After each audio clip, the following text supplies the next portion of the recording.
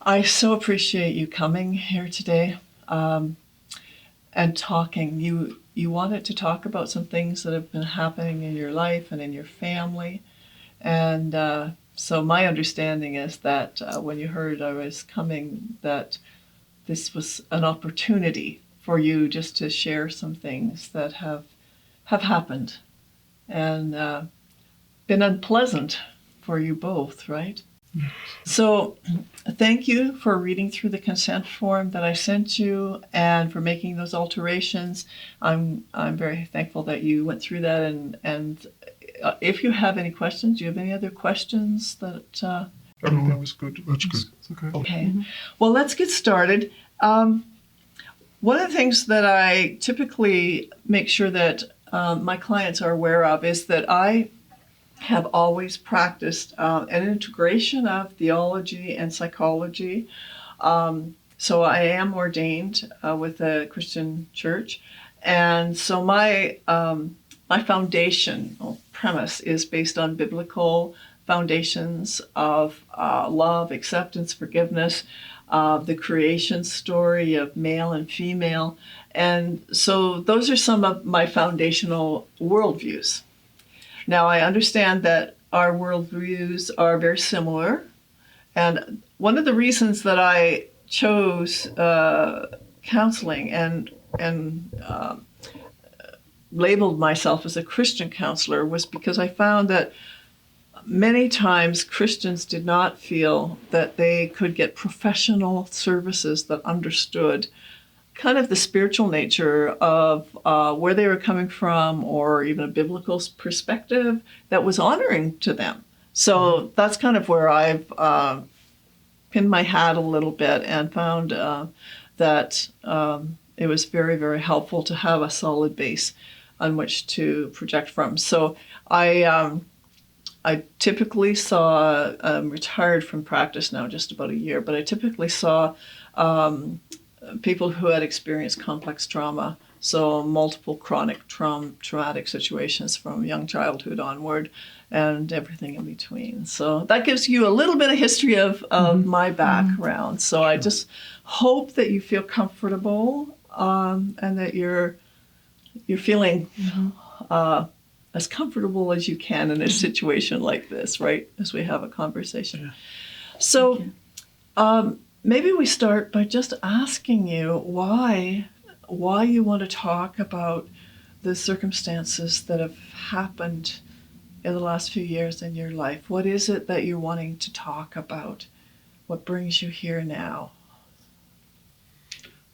I think it's by way of sharing our experience so that others may be aware and that other people can do what they need to do to protect themselves and to protect their families in this new world we're living in. And so this is really, for you, this is a way of helping other people. Yes. With some of the things, navigating some of the turbulence that you have been through as a family. Yeah. Okay, that helps me understand. And so where do we start? When did this all start? Because people who are listening going, okay, what are you talking about? Things started to change in your family life. Your daughter was very involved in this. Okay. I'm often away from home based on my profession. I'm a geologist, but I'm also a person of faith, and I love Scripture. I love the Bible, and we have, as a family, a very closeness to God,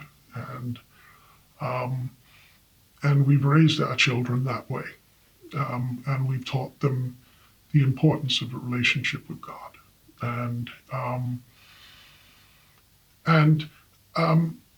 so with that in mind, we started having problems. Two of our children have autism. youngest, though, I mean, the two older children we've have had their challenges, particularly the eldest because of some forms of autism. But our youngest, our youngest had challenges because of pervasive developmental delay and a form of autism, and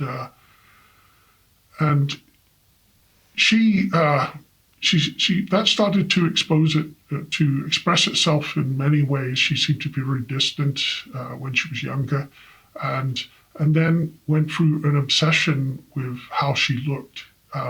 She would spend a lot of time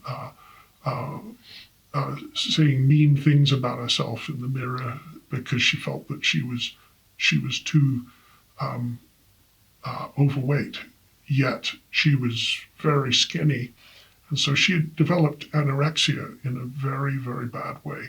How old was she at that time? She would have been 8. 8.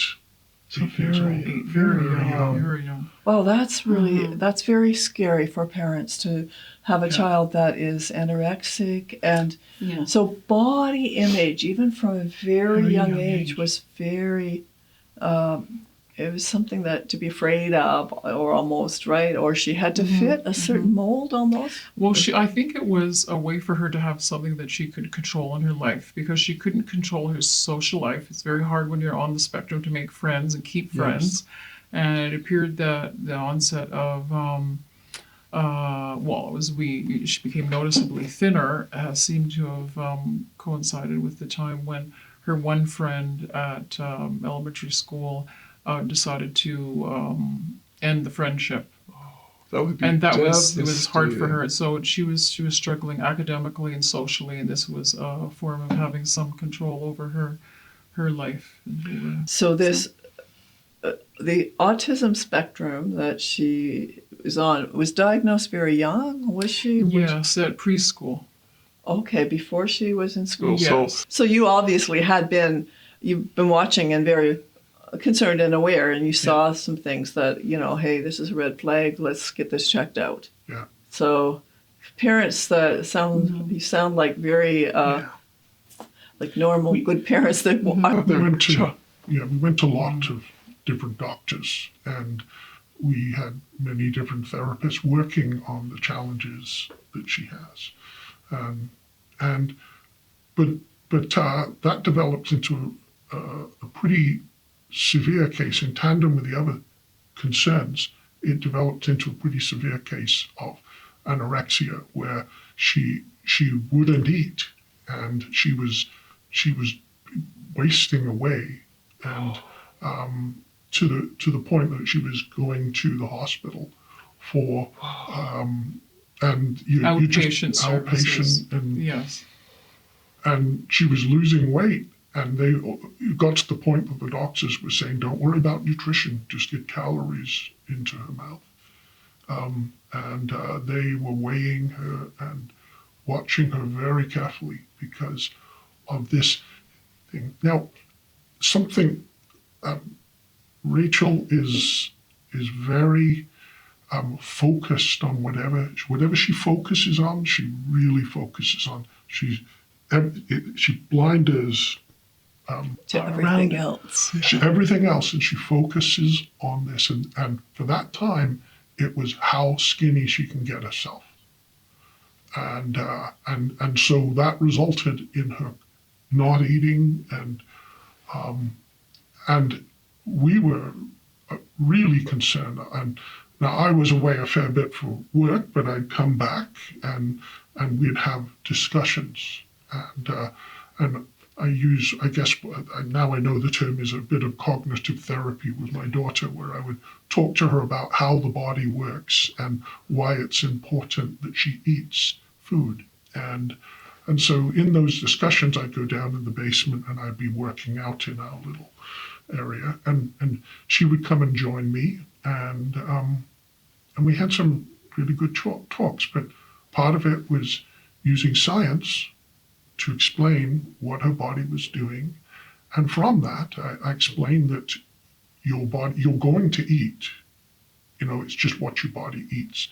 It's either your muscles, okay, or it's food. And so I explained to her, it says you essentially because you're not putting food in there, you're eating yourself. And that sounds kind of harsh, but I presented it in a very gentle way to her. Age appropriately. Age appropriately, that yes, you need to eat. Well, that along with other therapy, it seemed to turn her around.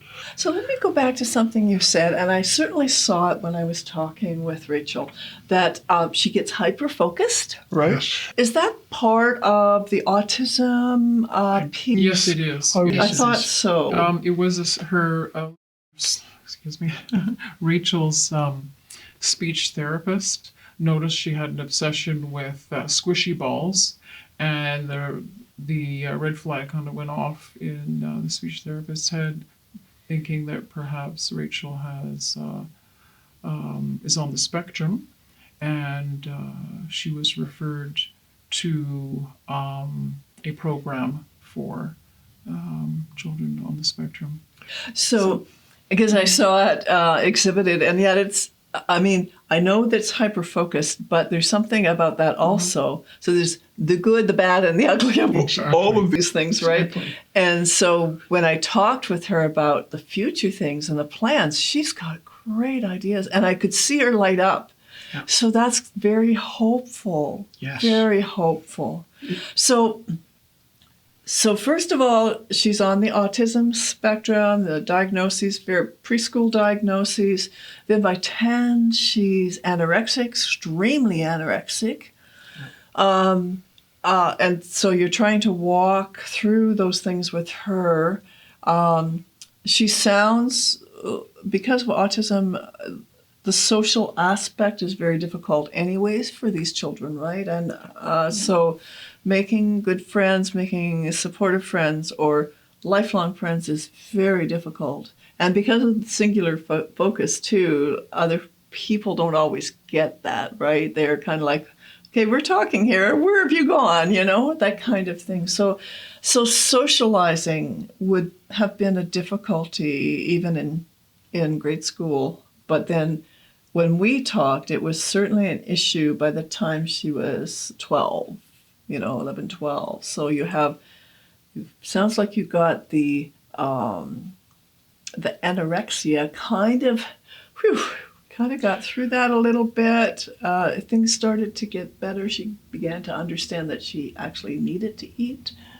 Or what happened there? Well, what happened in our discussions, she started to learn that she needed to eat. But part of that, she was learning, she saw me working out, and she said, I want muscles too now, okay? And I says, well, you can do that. That's great. She says, I want to out-arm wrestle my brother. And that was, well, he's 19 years old. That'll be really tough. But you can do anything. You want to work hard at this, and It's a goal. we'll help. It's a goal, and we've got some equipment here. We'll help you. Well, that became a very much of a focus. She wanted, it came away from trying to get herself slim to, I want to be muscles. I want to be a. So this becomes an obsession. This becomes an Yes, obsession. it pivoted. I switched the channels. She with her. pivoted from Exactly. super skinny to super muscular. So starving herself to actually feeding her muscles. And used proper nutrition. Yes. And we guided her with I'm no nutritional expert, but I was guiding her for everything I knew, so that to help her, so that she could have the right nutrition to do what she wanted to do, which I'm 100% behind that. I want to help her to do what that's a great goal, that she would want to push weights and become strong. And at the same time, she started roughly the same time, maybe a little earlier, she started breakdancing, and she wanted the strength so that she could do her breakdancing. And, 100% behind her, this is great. I got to know a lot of her friends at breakdancing, the good kids. And she was very excited about that, right? And Yeah. about the friends she Yes. made there. Yes. So tell me about and I mean, you know her story, you're her parents, and it sounds like she's been very open and honest with you guys. But from what I understand, at age 12, then she watched something on YouTube or on some kind of social media about puberty, and that just kind of put the dampers on going through that. Who wants to do that, right? Did you understand that kind of what she was going through at that point, or was it a little bit later that you began to? I'll just ask Well, Lisa first, and then Rachel started puberty very early, age 12, before all of her friends. And especially being on the spectrum, it was especially scary time for her. She's just was a child. Many people don't start puberty till 14. So that was hard for her. She wasn't ready. She was on the spectrum. It was scary. She had thoughts about her body, changing. And she, like you were saying, she looked into that on YouTube. So it was a scary time for her. She wasn't ready. Well, and emotionally and mentally, she's more delayed even than a 12-year-old. She probably is more emotionally like a 10-year-old. I don't know what, and I'm just guessing. I mean, you're her parents, but because of the autism and the disability, that, some of the maturation, not the physical, it just happens, but the mental may be a little delayed as well. So, it makes sense that this was scary for her. And before all her friends yes, as well. Yes, and here it is, the time when a child wants to be so accepted and part, and then all this is happening. So that, did you know that was happening for her, that she was very disquieted and upset about all of those things? To a certain degree, she opened up about her anxiety about puberty, but we could never have fathomed, what was ahead of her and the family, the nightmare that we went through. We could never have dreamed that. So let's talk about what happened then, as her way of focusing, perhaps, on avoiding puberty, and her way of reasoning it out began to take her on a path that eventually she didn't want to be on. Do you want to talk about that for a little bit and talk about what that was like for you? Because my understanding is that you weren't aware of what was happening. Well, she had this, because of her PDD-NOS, pervasive developmental delay, she had some faulty thinking as well as anxiety about the body change. She had this notion that when she was sleeping at bed, at night, that man would break into the house and impregnate her. She had this irrational fear, which was like terrifying to her. And It left her very vulnerable. yeah, she felt very vulnerable. She just had this notion that she felt this was beyond her control, that this catastrophe would happen. And because of her developmental delay, I believe that the irrational, faulty thinking was a facet of that. And because she was becoming a woman, made her Yes. feel that she was, she might be subject to this. Yes. That makes a lot of sense. And so that kind of was where things started. And then, so she started on a journey of transitioning from, and in her mind, she began to believe that she was a boy in a girl's body. That's a little bit of what she was. Go ahead. Yeah, that came from not from us. It came from the school and whatever was going on around. But I think particularly the school and the psychologists, psychiatrists. What do you mean by it came from? So she learned about transitioning at school? Is that Yes. okay? Yeah. How did that happen? Was that just part of, because there is so much now in the curricula that To me, I went into this as frankly quite naive of what was going on in the schools. And I just didn't believe that people could do these things, could meddle with children this way. And well, young children, she's only 12, right? yeah, to me, I was in a case of denial about this could not be happening. You know? So tell me what you mean by meddling with the child, or Well, we have a daughter that is struggling with her identity as going through puberty, and also her desire to be as muscular as she can become, and I have a personal belief that looked like an obvious choice for people that have a different an LGBT agenda to take that and go, oh, I know what she needs. so to label someone else, to label her. Yeah, Yes. I know what she needs. And I didn't know at the time what a GSA was.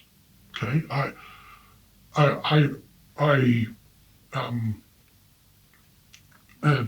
no clue. So what only thing I had heard was that there was a friendship club, and I thought, wow, she needs friends. Okay, Yes. I didn't know the nature of it and the details and what they did in that group. Do you know the details now? Yeah, we've learned a lot over the years through multiple avenues, which we can't really discuss. But yeah, we're aware now and saddened that we didn't know what was going on in the GSA.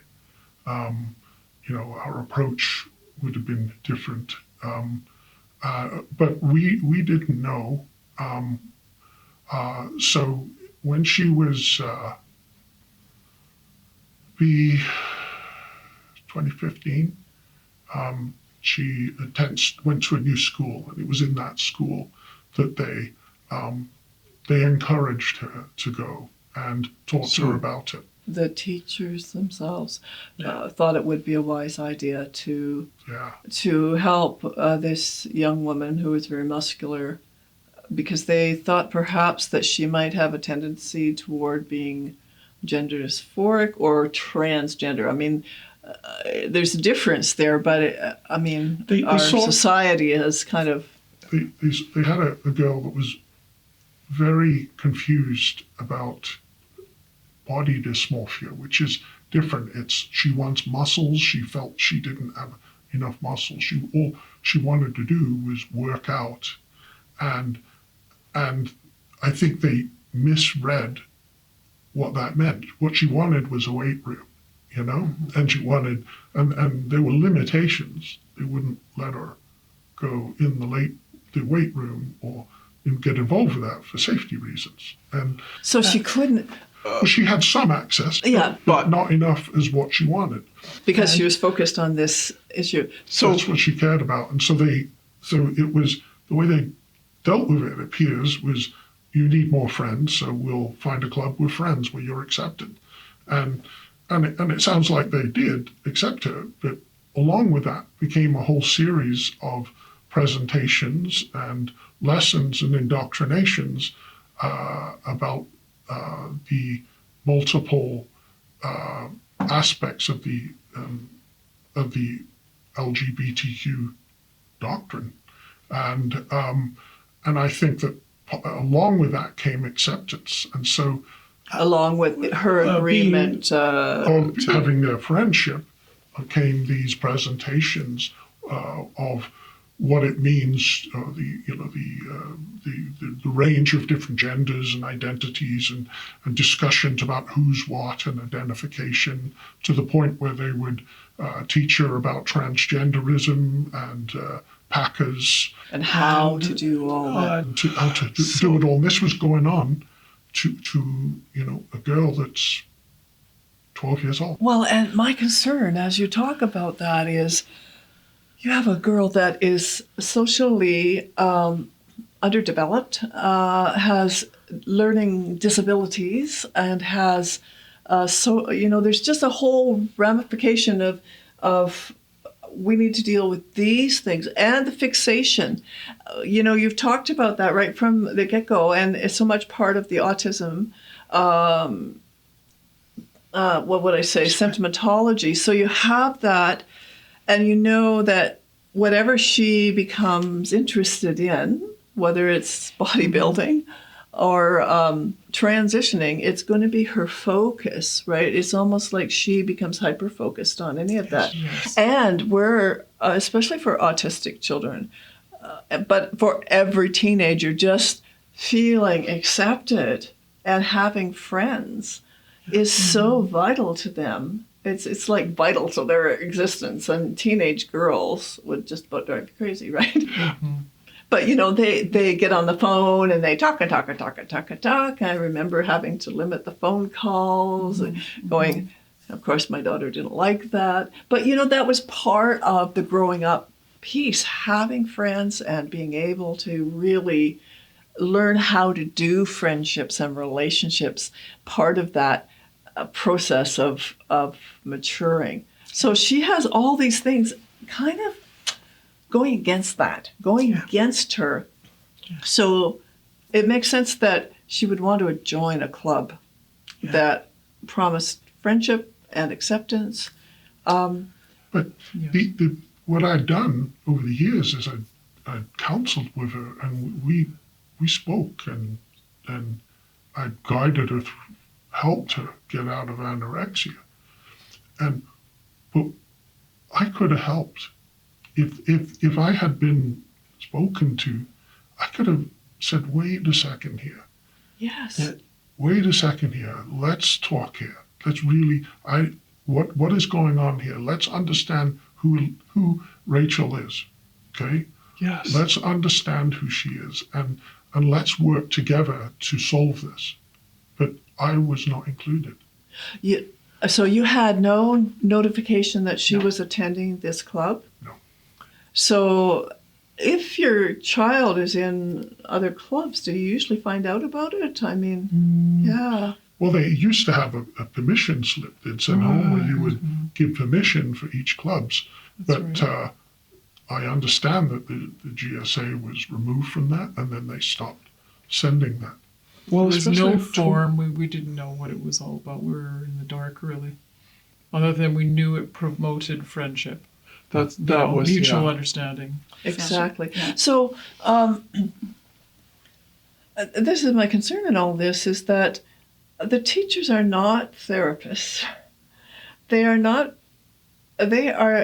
not have a license to diagnose gender dysphoria, which, of course, now the associations are trying to get that taken right out of the diagnostic manual. But it seems to me that teachers are able now, if a child exhibits certain characteristics, for instance, if a girl, for instance, wants to play with the trucks and the boy in kindergarten and gravitates toward guy things, boy things, that teachers will actually, and I've actually heard this, that the teacher has told them that they must be a boy.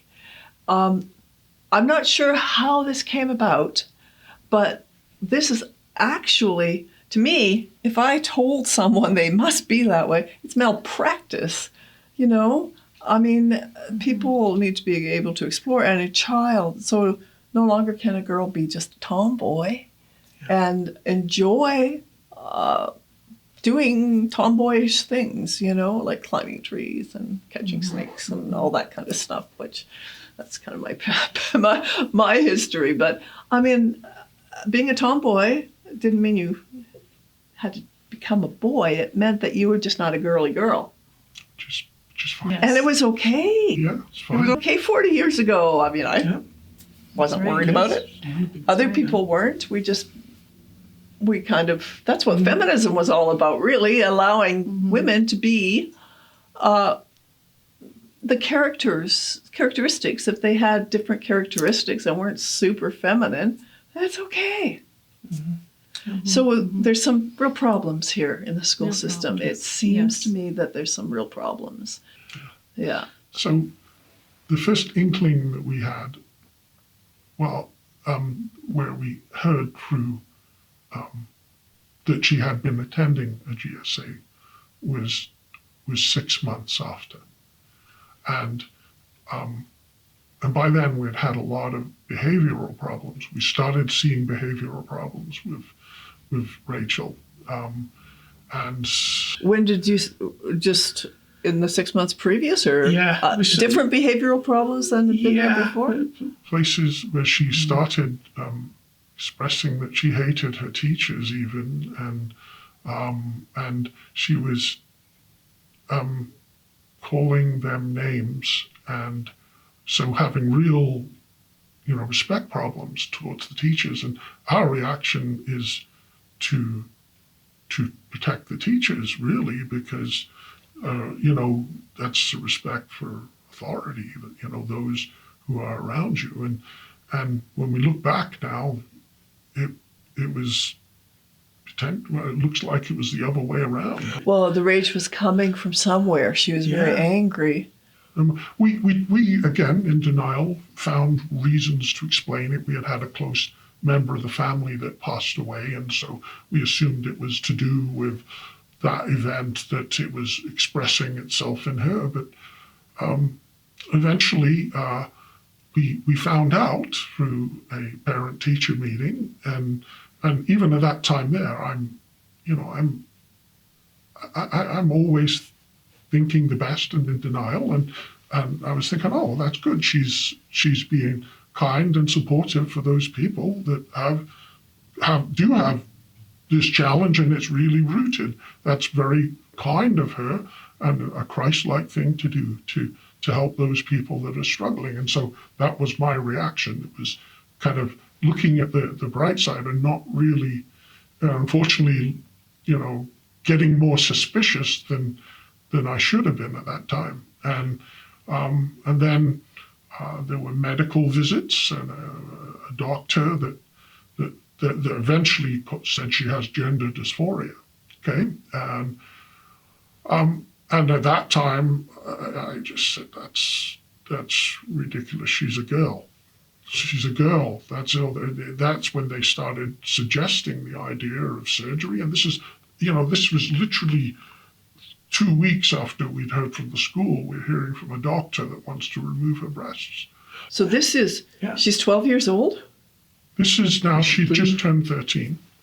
And so we now have a doctor that's recommending that the breasts be removed, and we put her on 2 puberty blocking drugs right away.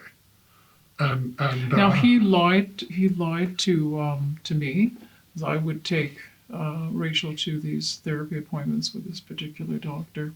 He said he was neutral on the issue of gender dysphoria. He looked me right in the face and lied to me. Said, I just want the whole family approach, what's good for the whole family, what works for all of you, which was not true because, as George was saying, he encouraged for our daughter to seek the path of puberty blockers and ultimately surgery. So there's a lot of new research that has come out just within the last 2 years, 2017 particularly, 2018 and up to now, on the effect of puberty blockers. And it's like it's experimental.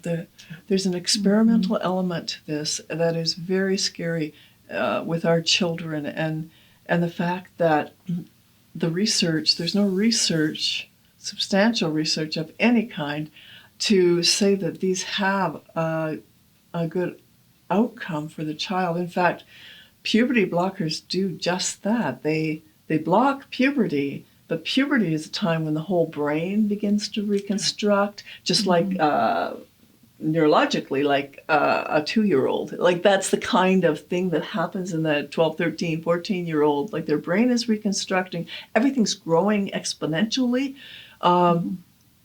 Puberty blockers block all of that, and of course change the physical stature, many, many other things.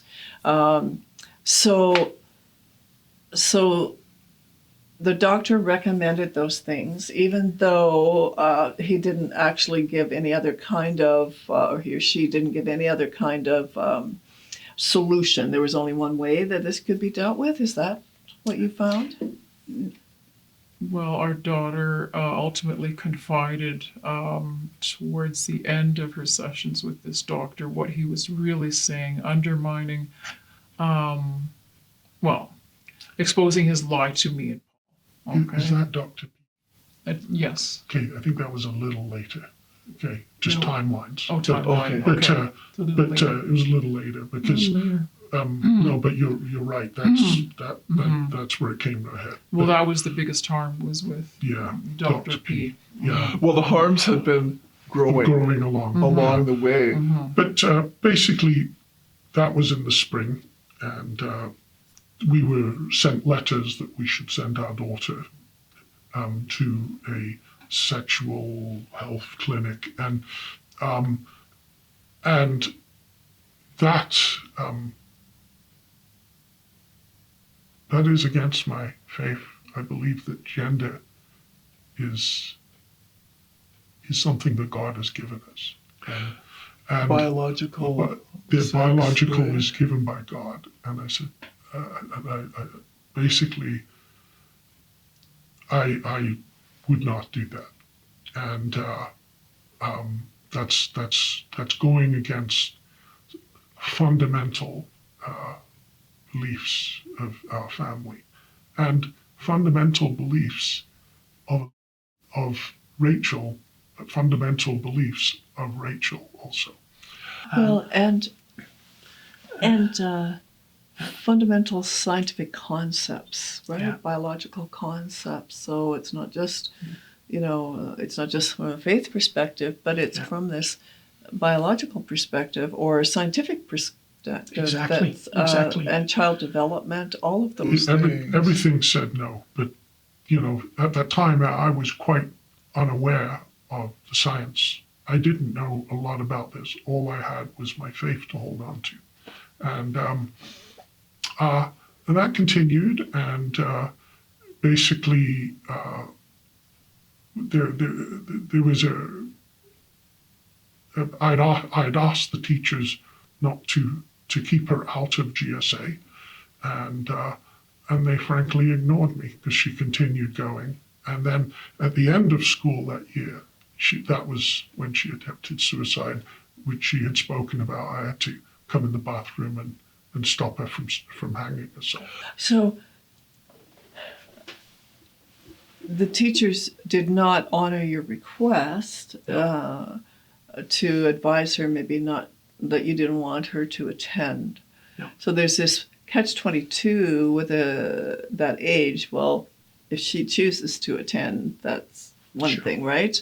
Yeah. But even then, I mean, this is where parental authority has eroded in very many ways, because it's almost like you're afraid to maybe suggest that might be a problem for her. But what she indicated was that the longer she was there, it became a bigger problem as she went along. Like her anxiety increased. Is that what you saw at home? Or? Yes, it was very hard for her. She was living a double life.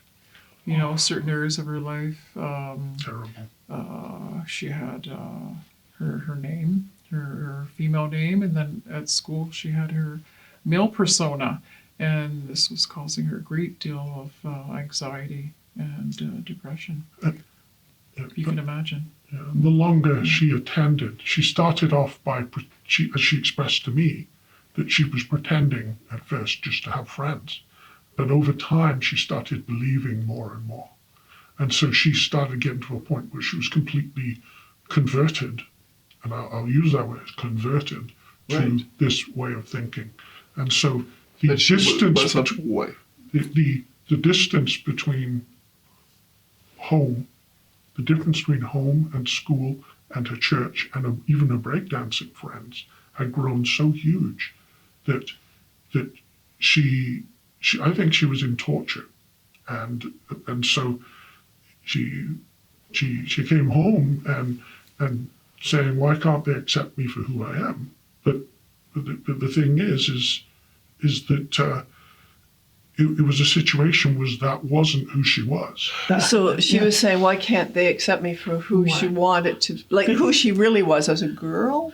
Or like, because by that time she'd already She'd been started. converted to this ideology by school, and then she basically had this outburst where she was saying, why can't you accept me for who I am? And says, you are a daughter of God, and we love you, but this is not, given everything I know about you, this is not the right direction for you. Oh, so she was challenging you with, why don't you just accept me as who I am? Yeah. Right. And so, but she got out of school, had a great summer. She had some of the best summers. She went to a girls' camp, and she claimed it was the happiest time in her life in July. And then, we thought that things had kind of resolved themselves. But as soon as she got back to school, it got worse. And it led to a point, I'm trying to, in the helping time here, it led to a point that I had to remove her from school. I could not. I realized the school had been double-crossing me, had been lying to me, and basically and so it was. You come to a choice where it's: do you totally convert yourself, your beliefs, your way your family is, everything? Do you give up your own faith and accept the school's faith? it is almost like another Yeah. belief system, isn't it? Or do you take your kid out of that school and get them away from that influence? So you took her out of the climate. I think that's what parents have done, maybe not in the school situation before, but when they recognize that their child is not doing well, and anxiety has increased and they're suicidal, it would make sense that you want to take them away from whatever seems to be making that, exasperating those things. How do you know, though, that it was the school exasperating those? And because I think this would be the argument, right? That it wasn't you as parents exasperating her anxiety, because that's kind of the mantra almost, right? That Well, I would respond that if I had been involved in the beginning, she would be a happier girl that wouldn't have these concerns, because we would have spoken and worked our way through them, and this wouldn't have been a concern if the school had come not to you. well, first of all, started her on that road without having at least a very clear discussion with us about the pitfalls and dangers of that.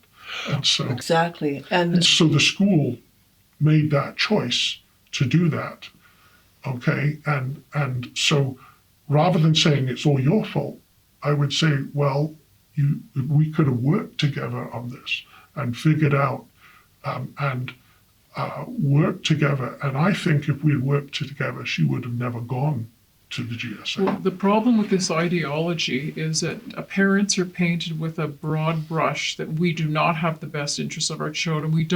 They feel they believe they know more about our daughter than we do, or care more, or love more, or they're just totally demonizing us. And in addition to that, another stabilizing influence for Rachel, in addition to family, is church. Throughout this whole ordeal, she rarely missed a day at church. It's fundamental to her stability, to her belief system, to her happiness. And doctors in the school tried to tear her away from her church, From her faith. from her faith. So that's very,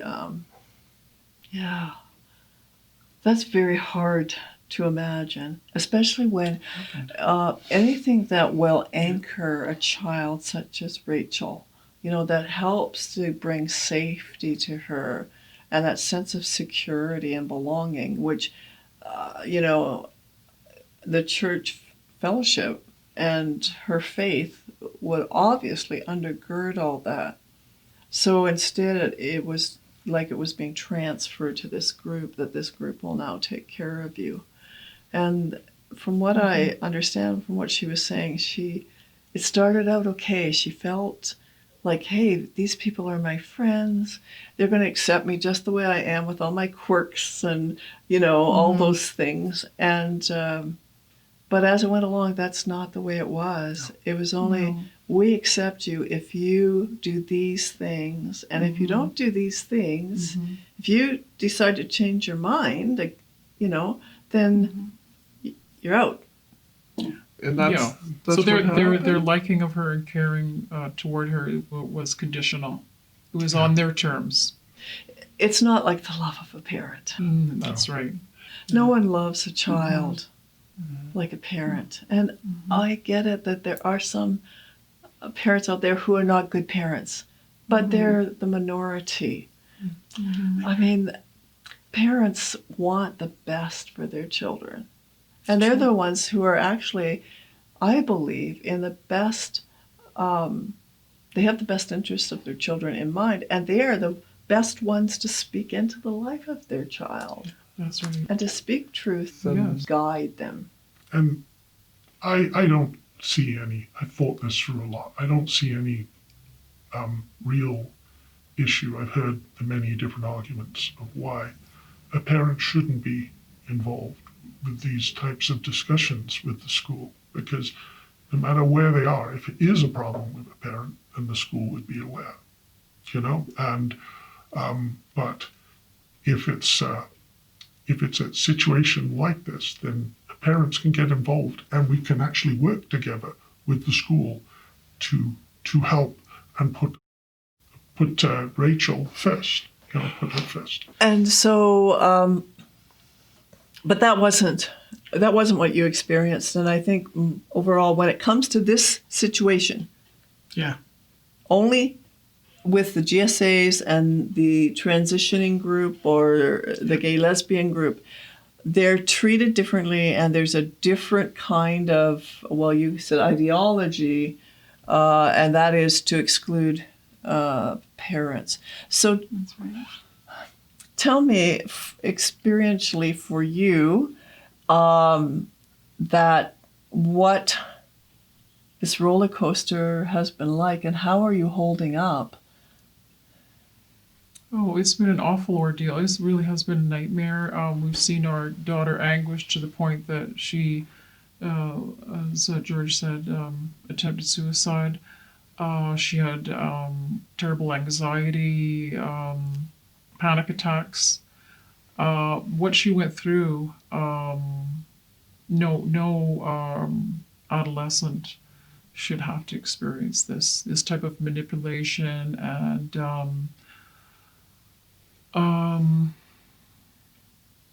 turning her against her own parents, her own faith. It was a nightmare for her. She's For all of very us. brave. She is very brave to want to talk about this nightmare. I mean, for a young woman, she's been through a lot, and then with autism, she's a lot stronger than probably most people give her credit for. Eh? Yeah. So you've been through a nightmare. There are some helpful groups out there, parents who have gone through similar things with their young adults or children coming out as transgender even into their 20s. And so I'll make sure that you have those resources. And as you're aware, what we're doing today, what I'm doing in having this conversation with you is actually an infraction of the Calgary Bylaw on conversion therapy. Like to talk to you about your experience with your daughter and with the school and what actually is happening, the truth about what is happening in the school system.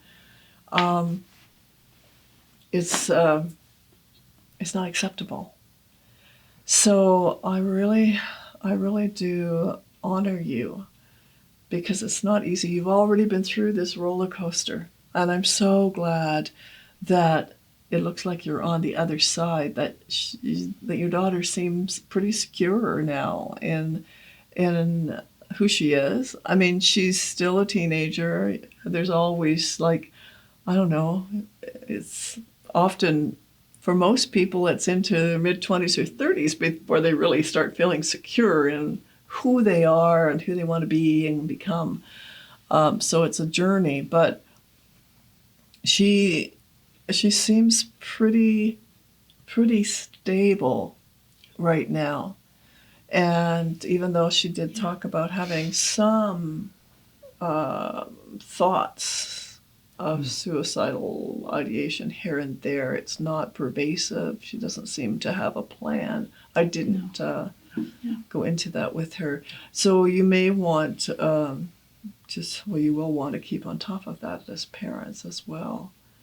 But from your perspective, does she seem more settled? Is she in a better place overall? Oh, yes.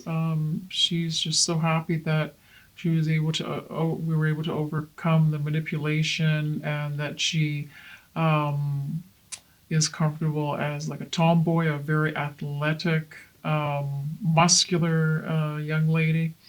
And she is just very happy with where she is. I loved when she said, I want to wear pink. Oh, yes, yes. Yeah. She seemed to She's been looking for an opportunity to share her story for a while. So when she heard about this opportunity, she says, I want to do it. And so she's very interested in getting this out. This desire to do this is a lot coming from her enthusiasm. And second thing, I mean, it particularly from 2014. I mean, in my profession, I pretty well lost a lot of ability to make a good income in 2014 due to the downturns in the oil industry. And right after that, I was hit with this challenge. And so, whereas before I just put money in and you had money to deal with these things. So I was disarmed financially, and then this all hit. So I couldn't just grab her and take her out to some private school or something, because we just didn't have the resources. So you've had, it's been, one thing after another. So do you have someone you can talk to even about the emotional stuff you've been through? I mean, I know for me, I can't refer you to someone if you want to talk about what your daughter's been through or what you've been through with the whole transgender issue, because that's against this bylaw, which is very difficult for me because it also ties my hand behind my back as a therapist, because part of what we do with special needs such as this is that we refer, to someone that is compatible with the individual's beliefs and helps them work through things. And of course, here, if a therapist is not affirming in the stance that affirming her belief system that she's a boy, then they're not allowed to. Now, I'm not sure what would happen now that she's affirming that she's a girl, but nevertheless, I encourage you to certainly talk to some trusted a pastor or someone just to share your heart, and because there's a lot of pain there too, a lot of pain. It's been hard parenting for one thing. It's very difficult when you're parenting special needs and then have this on top of it. Yeah. So it's important that you make sure you're cared for well emotionally, the two of you, and in order to care for your daughter now, right?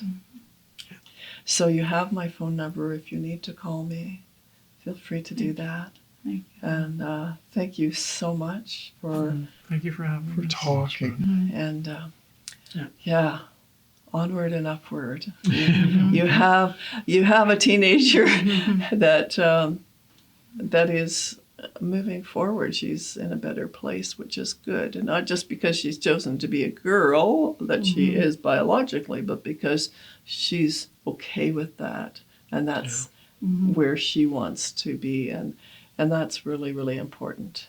That's great. She's comfortable in her own skin as an athletic girl. That's, So, yeah.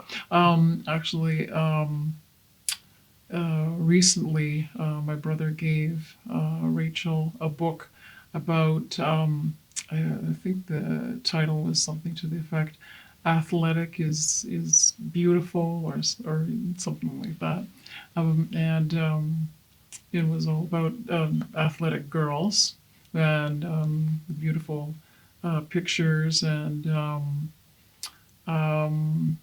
it was basically to let Rachel know that to be muscular girl and fit, that you can have self-love. You don't have to fit the ideal of the, I don't know, The airbrush kind of. the super curvy girl, or you could, being athletic is great, actually.